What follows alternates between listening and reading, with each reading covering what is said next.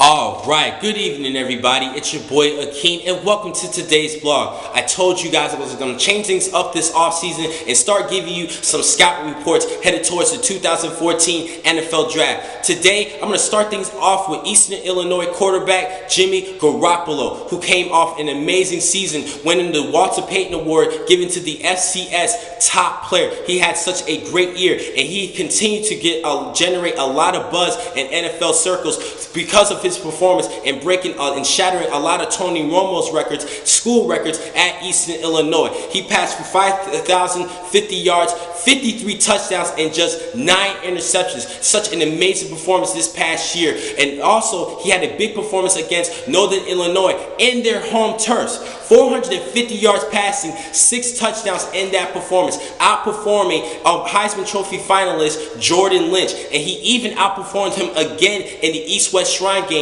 where he went 9 for 14 for 100 yards and a touchdown, winning the Offensive MVP award for the East-West Shrine game. And because of that performance, he was then invited again for the Senior Bowl game, and he was invited for the practices and played in the Senior Bowl. He had a solid performance. And the reason why he was invited for the Senior Bowl game was because quarterback A.J. McCarron out of Alabama decided to step down and not accept the invitation to the Senior Bowl. Now I'm going to step things to the side for this one before I go back to Jimmy Garoppolo. I think that was a bad decision for A.J. McCarron. I don't think that was a smart, bold move. That was a bold move, but it wasn't a smart move. Now the reason why he decided to step down was because he thought his performance at Alabama was strong enough to wow NFL scouts headed towards this year's draft. But I think this was a bad decision. Let's not forget, A.J. McCarron did have a lot of skilled players around him, as well a great defense, and that's why he had such a success at Alabama. Let's not forget about that. And also, a lot of people were not talking about A.J. McCarron headed towards this draft. The top 4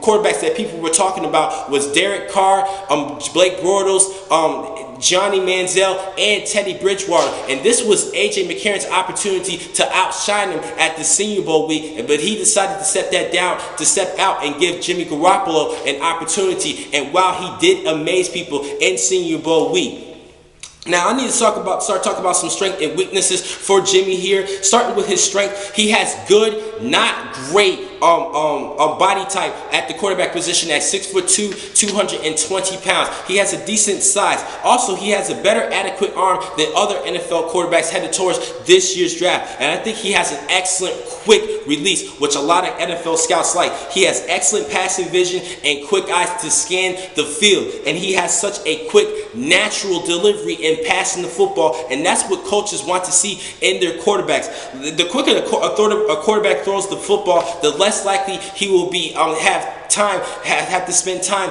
in the pocket, as well as taking sacks and taking hits. The quicker he throws the football, the less likely he will get hurt or injured, because he won't have to take hits if he does throw the football. And another thing I do like about this kid, he executes the offense very well. And I do like his mobility. He shows that he has quick hips that he can evade pass rushers, and he has an amazing delivery where he keeps his eyes down the field as he's trying to evade these pass rushers. And when he showed that during this past week in practice at the Senior Bowl matchups.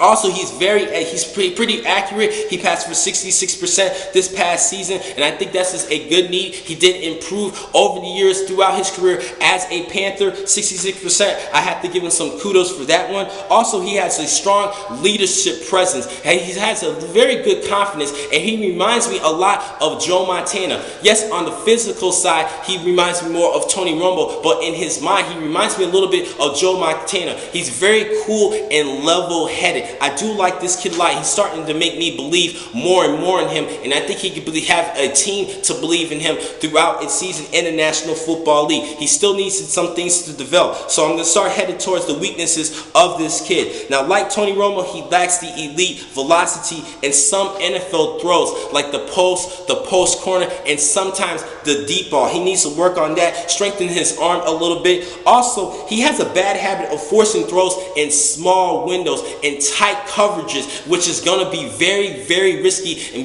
because he's actually going up 2 levels. He did not play in the FBS division, so he's actually 2 levels under the National Football League. And the National Football League, that is a different ball game. He needs to not get into that habit and throw too many risks. That is a big big thing that he needs to be concerned about. Also, he's lower.